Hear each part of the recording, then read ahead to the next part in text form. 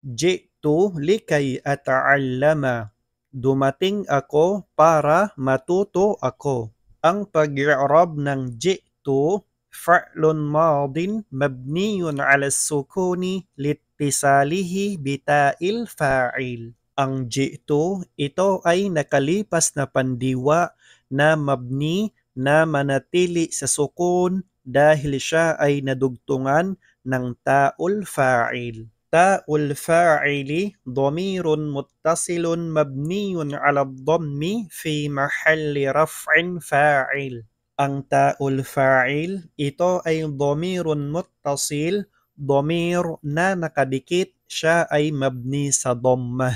Ang kanyang kinalalagyan ay marfu' dahil siya ang fa'il. Likay allamu harfu jarrin mabniyun 'ala al-kasri la mahalla lahu min al-i'rab.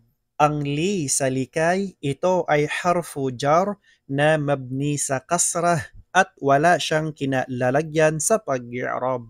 Kay harfu nasbin wa masdarin wa istiqbalin mabniyun 'ala sukuni la mahalla lahu min al-i'rab.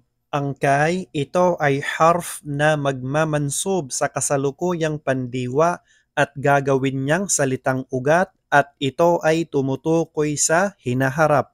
Siya ay mabni sa sukun at wala siyang kinalalagyan sa pag-i'rab.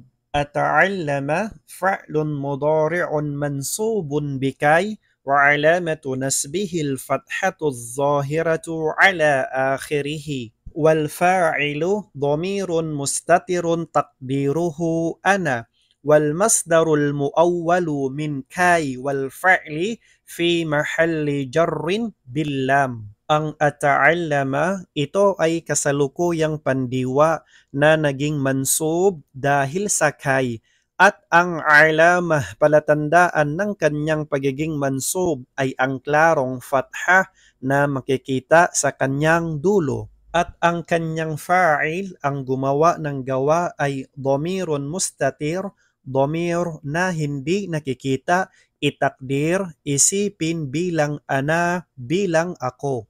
Ang kahulugan ng salitang ugat sa pinagsamang kay at ang pandiwang ata'allama, ang kanilang kinalalagyan ay majrur dahil sa harful jar na lam.